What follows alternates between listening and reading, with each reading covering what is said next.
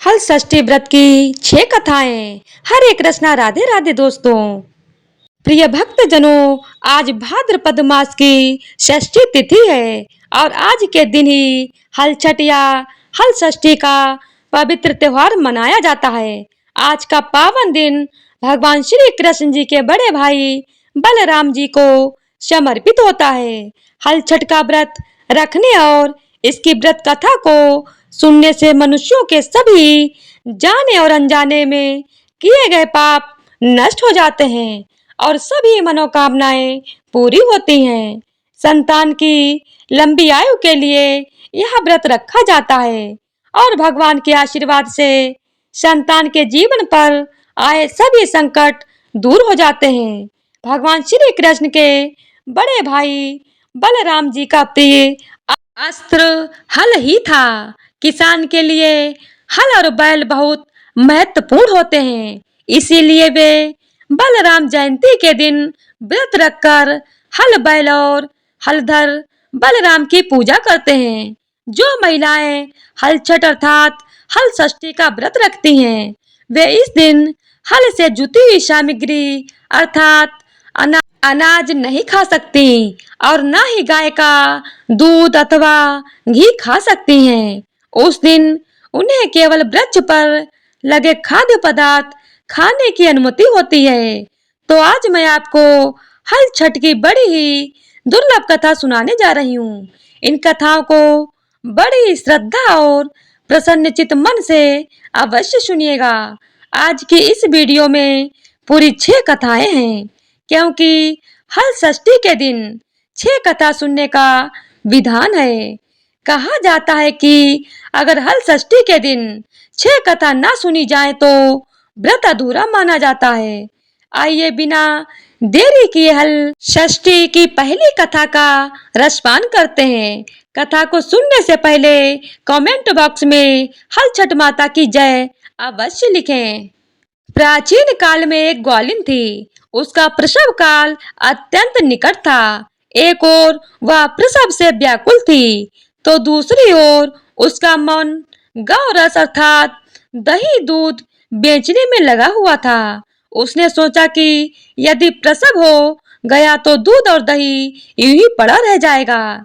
यह सोचकर उसने दूध दही के घड़े सिर पर रखे और बेचने के लिए चल दी।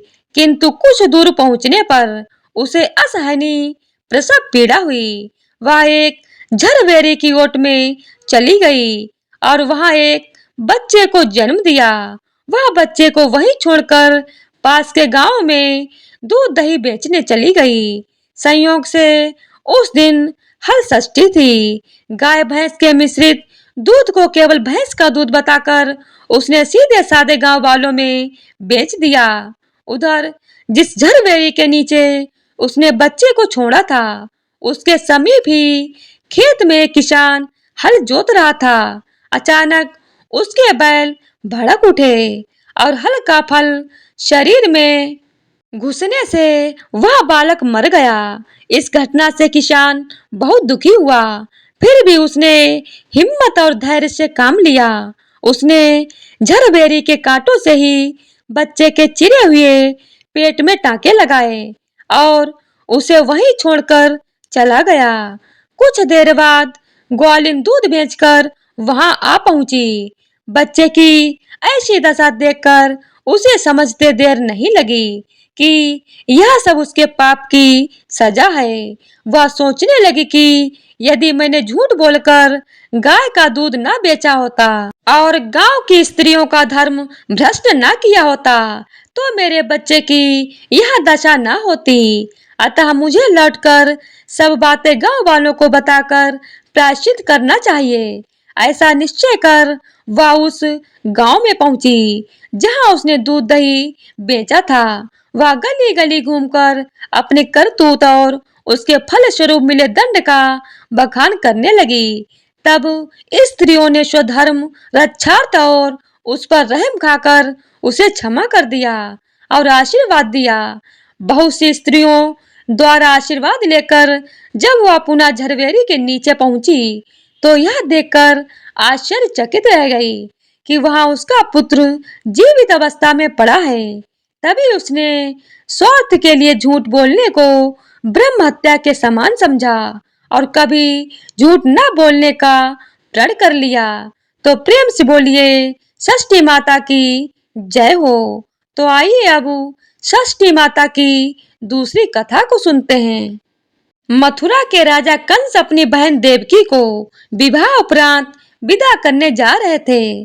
तभी आकाशवाणी हुई कि देवकी का 8वां गर्भ तेरी मृत्यु का कारण बनेगा। यह जानकर कंस ने अपनी बहन और बहनोई को कारागार में डाल दिया और वासुदेव देवकी जी के 6 पुत्रों को एक एक करके कंस ने मार डाला। जब 7वें बच्चे के जन्म का समय नजदीक आया तो देव ऋषि नारद जी वासुदेव देवकी जी से मिलने कारागार में पहुंचे और उनके दुख का कारण जानकर देवकी को हल षष्ठी देवी का व्रत रखने की सलाह दी। देवकी ने नारद जी से हल षष्ठी व्रत की महिमा और कथा पूछी। नारद जी ने पुरातन कथा कहना प्रारंभ किया। नारद जी कहते हैं, उज्जैन नगरी में 2 सौतन रहती थी। एक का नाम रेवती और दूसरी का नाम मानवती था। रेवती को कोई संतान नहीं थी, जबकि मानवती के 2 पुत्र थे। रेवती अपने सौत के बच्चों को देखकर हमेशा जलती रहती थी और उनके पुत्रों को मारने का जतन ढूंढती रहती थी। एक दिन उन्होंने मानवती को बुलाकर कहा, बहन, आज तुम्हारे मायके से कुछ राहगीर मुझे मिले थे। उन्होंने बताया कि तुम्हारे पिताजी बहुत बीमार हैं और वह तुम्हें देखना चाहते हैं। पिता की बीमारी की बात को सुनकर मानवती बहुत दुखी हुई। रेवती कहने लगी, बहन, तुम शीघ्र अपने पिता से मिलने चली जाओ। जब तक तुम वापस नहीं आओगी तब तक मैं तुम्हारे बच्चों का ध्यान रखूंगी। रेवती की बात को सच मानकर अपने पुत्रों को रेवती के हाथों सुरक्षित देकर मानवती अपने पिता से मिलने मायके चली गई। अब रेवती बच्चों को मारने का अच्छा मौका जानकर उन दोनों बच्चों को मारकर जंगल में फेंक आई। इधर जब मानवती अपने मायके पहुंची तो पिता को स्वस्थ देखकर पिता से अपनी सौत की कही बातों को वह कहे कुशल क्षेम पूछती है। अब मानवती के माता पिता को कोई अनहोनी का संदेह होने लगता है और पुत्री से वापस ससुराल जाने के लिए कहते हैं, किंतु मानवती की माता कहती है कि पुत्री, आज हल षष्ठी माता के व्रत का दिन है, अतः तुम भी पुत्रों की दीर्घायु की कामना से ये व्रत करके आज की जगह कल चली जाना। माता की सलाह मानकर मानवती पुत्रों की स्वास्थ्य कामना से हल षष्ठी माता का व्रत धारण कर दूसरे दिन अपने घर जाने को निकल पड़ती है। रास्ते में वहीं जंगल पड़ा जहां रेवती ने मानवती के दोनों बच्चों को मारकर फेंक दिया था। वहां अपने बच्चों को खेलते देख मानवती उनसे पूछती है कि तुम लोग यहाँ कैसे पहुंचे। तब पुत्रों ने बताया कि आपके चले जाने पर हमारी दूसरी माता रेवती ने हमें मारकर यहाँ फेंक दिया था। तभी एक दूसरी स्त्री ने हमें फिर से जिंदा कर दिया। अब मानवती को समझते देर न लगी कि यह सब माता हल षष्ठी की कृपा से संभव हुआ है और माता की जय जयकार करते हुई घर को गई। नगर में मानवती के पुत्रों को पुनः जीवित देख और माता हल षष्ठी की महिमा जानकर सभी स्त्रियां हल षष्ठी का व्रत करने लगीं। इसके बाद नारद जी देवकी जी से कहते हैं, अब हल षष्ठी माता की तीसरी कथा सुनिए।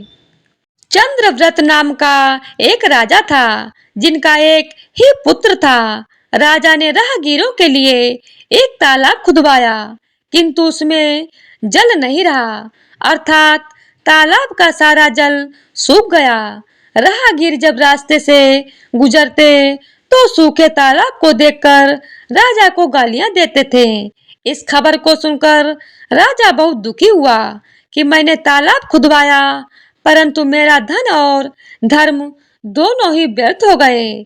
उसी रोज रात में राजा को स्वप्न में वरुण देव ने दर्शन देकर कहा कि यदि तुम अपने पुत्र की बलि तालाब में दोगे तो तालाब में पुनः जल भर जाएगा। सुबह राजा ने स्वप्न की बात दरबार में सुनाई और कहा कि मेरा धन और धर्म भले ही व्यर्थ हो जाएं, परंतु मैं अपने पुत्र की बलि नहीं दूंगा।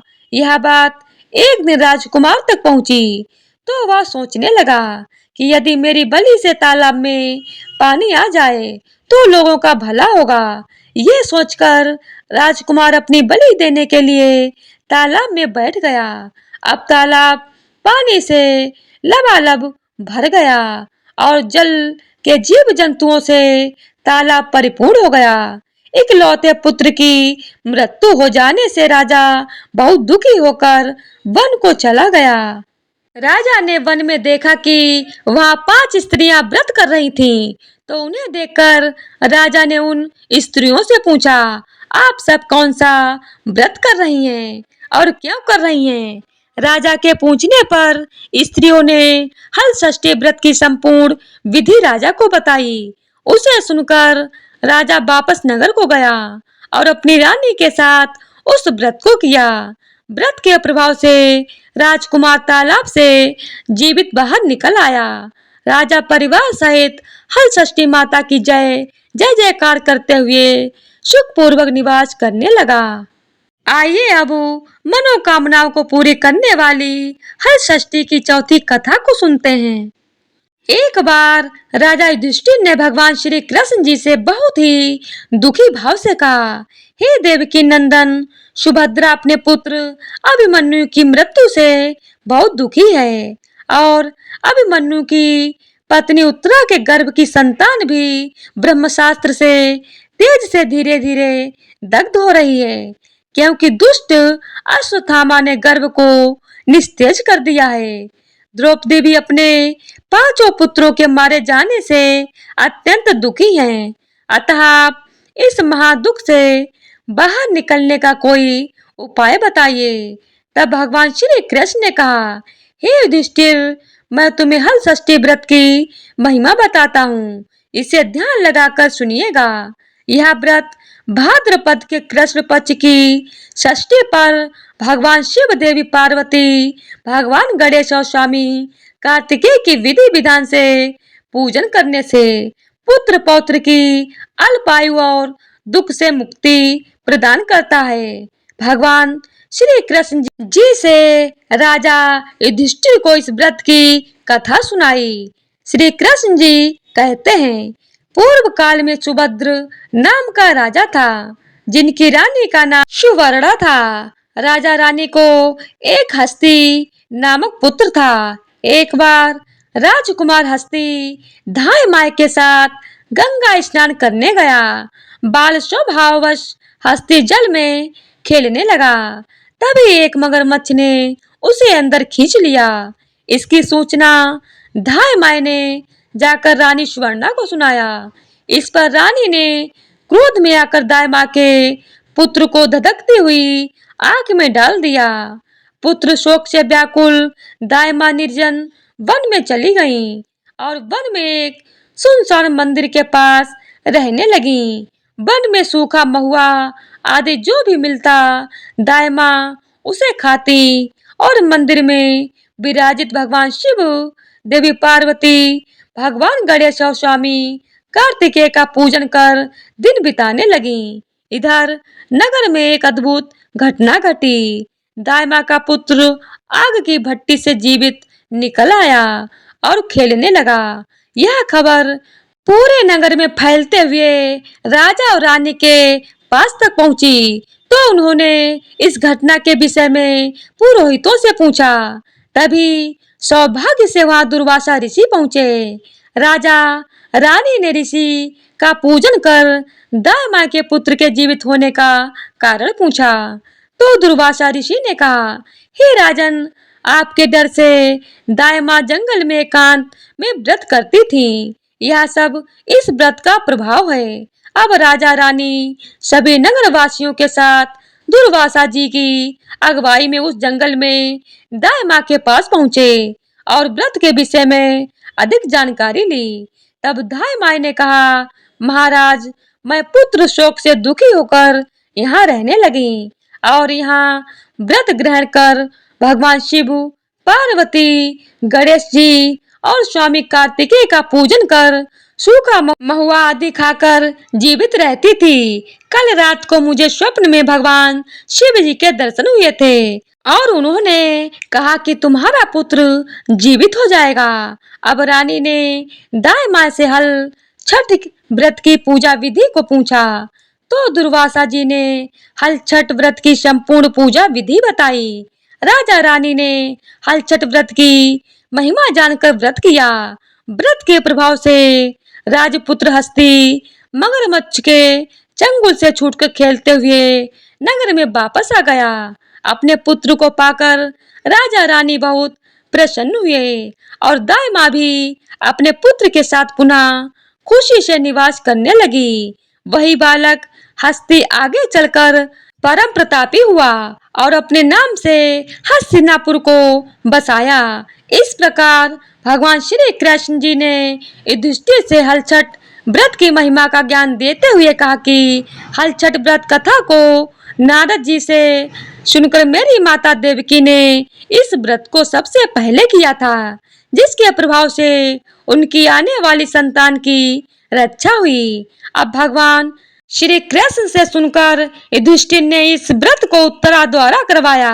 व्रत के प्रभाव से उत्तरा का अश्वत्थामा द्वारा नष्ट हुआ गर्भ पुनः जीवित हो गया तथा प्रसव के पश्चात बालक का जन्म हुआ, जो कालांतर में राजा परीक्षित के नाम से प्रसिद्ध हुआ।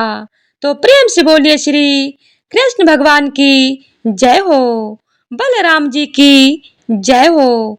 इसके बाद नारद जी देवकी से हल षष्ठी व्रत की 5वीं कथा कहना प्रारंभ करते हैं।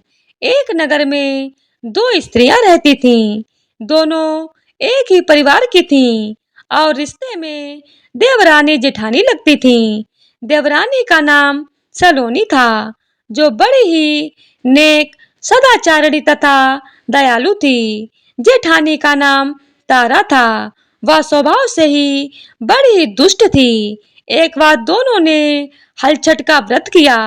विधिवत पूजन इत्यादि के बाद शाम को दोनों भोजन के लिए थालियां परोसकर ठंडी होने के लिए रखकर बाहर जाकर बैठ गईं। उस दिन सलोनी ने खीर तथा तारा ने महरी बनाई थी। अचानक 2 कुत्ते उनके घर में घुसे और भोजन खाने लगे। अंदर से चप चप की आवाज आई तो दोनों अपने अपने कक्ष के भीतर जाकर देखने लगीं। सलोनी ने कुत्ते को खीर खाते देखा तो कुछ नहीं बोली तथा बर्तन में बची हुई बाकी खीर भी उसके आगे डाल दी। लेकिन तारा थाली में मुंह मारते कुत्ते को देखते ही आग बबूला हो गई। उसने कमरे का द्वार बंद किया और फिर डंडा लेकर कुत्ते को इतना मारा कि उसकी कमर ही तोड़ डाली। कुत्ता अधमरा होकर जैसे तैसे जान बचाकर वहां से भागा। दोनों कुत्ते जब बाहर मिले तो एक दूसरे का हाल चाल पूछने लगे।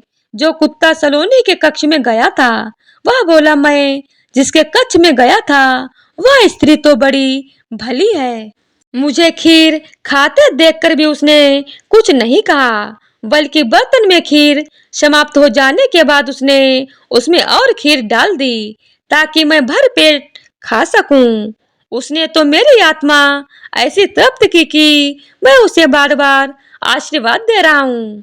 मेरी तो ईश्वर से यही कामना है कि मरने के बाद मैं उसी का पुत्र बनूं और जीवन भर उसकी सेवा करके इस ऋण को चुकाता रहूं। जिस प्रकार उसने मेरी आत्मा को तृप्त किया है, उसी प्रकार मैं उसकी आत्मा को तृप्त और प्रसन्न करता रहूं। अब तुम बताओ, तुम्हारे साथ क्या बीती? लगता है तुम्हारी तो वहाँ खूब पिटाई हुई। दूसरा कुत्ता बड़े ही दुखी स्वर में बोला, तुम्हारा अनुमान ठीक ही है भाई। आज से पहले मेरी ऐसी दुर्गति कभी नहीं हुई थी। पहले तो थाली में मुंह मारते ही सारा जबड़ा हिल गया। फिर भी भूख से परेशान होकर मैंने दो चार कर सटके ही थे कि वह दुष्ट स्त्री आ गई और कमरा बंद करके डंडे से उसने मुझे इतना मारा कि मेरी कमर ही तोड़ डाली। मैं तो ईश्वर से यही निवेदन करता हूँ कि अगले जन्म में मैं उसका पुत्र बनकर उससे बदला चुकाऊं। जैसे उसने मार मार कर मेरी कमर तोड़ी है, वैसे ही भीतरी मार से मैं भी उसका हृदय और कमर तोड़ डालूं। कहते हैं कि बेजुबान की बददुआ बहुत ही बुरी होती है। इसे देव योग ही कहा जाएगा कि दूसरा कुत्ता शीघ्र ही मर गया और मरकर उसने तारा के घर में ही पुत्र के रूप में जन्म लिया। पुत्र रत्न पाकर तारा बहुत खुश हुई। पुत्र को लेकर उसने अपने मन में बड़े बड़े मशूबे बांध लिए। परंतु दूसरे दिन ही जब घर घर में हलषष्ठी का पूजन हो रहा था, तब वह लड़का मर गया। तारा की तो जैसे दुनिया ही उजड़ गई। वह दहाड़े मार मार कर रोने लगी, लेकिन किया भी क्या जा सकता। जैसे तैसे उसने अपने सीने पर सब्र का पत्थर रख लिया। फिर तो हर वर्ष उसके लड़का होता और हल षष्ठी के दिन मर जाता। जब 3-4 बार ऐसा हुआ तो तारा को इस पर कुछ संदेह हुआ कि आखिर मेरा लड़का हल षष्ठी के दिन ही क्यों मरता है। फिर एक रात सपने में उसे वही कुत्ता दिखाई दिया। उसने कहा, मैं ही बार बार तेरा पुत्र होकर मृत्यु को प्राप्त हो रहा हूँ। तूने मेरे साथ जो व्यवहार किया था, मैं उसी का बदला चुका रहा हूँ। तारा बहुत दुखी हुई और उसने अपने किए का प्रायश्चित करने का उपाय पूछा।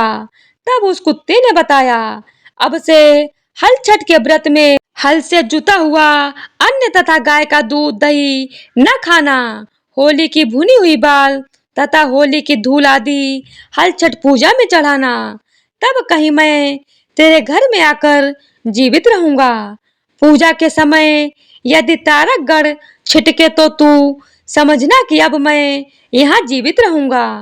तारा ने वैसा ही किया और इस हल षष्ठी के व्रत के प्रभाव से उसकी संतान जीने लगी। तभी से संतान कामना और सुख सौभाग्य के लिए यह व्रत किया जाता है। तो प्रेम से बोलिए हल छठ मैया की जय हो। तो आइए अब हल षष्ठी की छठवीं और अंतिम कथा का रसपान करते हैं। दक्षिण में एक सुंदर नगर था। वहाँ एक बनिया अपनी पत्नी के साथ रहता था। दोनों पति पत्नी स्वभाव से बहुत अच्छे और संस्कारी थे। बनिया की पत्नी गर्भवती होकर संतान को जन्म देती थी, किंतु दुर्भाग्यवश उनकी संतान कुछ समय बाद ही मर जाती है। इस प्रकार एक एक करके बनिया की पत्नी की 6 संतानें मृत्यु को प्राप्त हुई। इस कारण दोनों पति पत्नी बहुत दुखी होकर संतान की कामना लेकर घर से वन चले गए। वहां जंगल में एक साधु से उनकी भेंट हुई तो उन्होंने साधु से अपनी व्यथा सुनाई। साधु ने ध्यान लगाकर देखा कि बनिया की संतान कहाँ है। साधु ध्यान में यम कुबेर वरुण इंद्र आदि लोगों में ढूंढा, किंतु जब बनिया के बच्चे नहीं मिले तो साधु ब्रह्मलोक गए। वहां साधु ने बनिए के सारे संतानों को देखकर उन्हें अपने माता पिता के पास लौटने का आग्रह किया।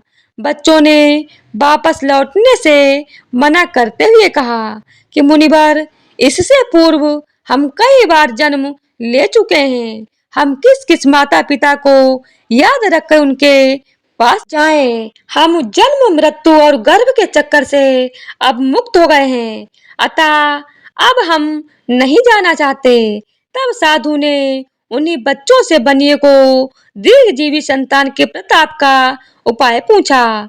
उन आत्माओं ने कहा कि यदि बनिया और उनकी पत्नी माता हल षष्ठी का व्रत रखकर पूजन और कथा श्रवण करे और अपने पुत्र को व्रत के उपरांत जल से भीगे कपड़े से लपेटे तो उनका वह बालक दीर्घजीवी होगा। उन आत्माओं से इस प्रकार सुनकर साधु ध्यान से वापस आकर बनिया से हल षष्ठी व्रत कथा नियम आदि को बताने लगे। साधु से यह विधि विधान सुनकर दोनों पति पत्नी घर वापस आ गए। समय उपरांत जब हल षष्ठी व्रत का दिन आया तो उन्होंने व्रत रखा और संतान प्राप्ति का वरदान मांगा। माता हल षष्ठी की कृपा से अब बनिया की पत्नी गर्भवती हुई और एक सुंदर संतान को जन्म दिया। अगले व्रत पर उन्होंने साधु के बताए अनुसार अपने पुत्र को जल से भीगे कपड़े से लपेटा और माता हल षष्ठी की कृपा से अब उनकी संतान दीर्घायु को प्राप्त हुई। बनिया का परिवार प्रसन्नता पूर्वक जीवन यापन करने लगा। तो प्रेम से बोलिए माता हल षष्ठी की जय हो। अगर वीडियो पसंद आई हो तो हमारे चैनल को सब्सक्राइब करें। धन्यवाद।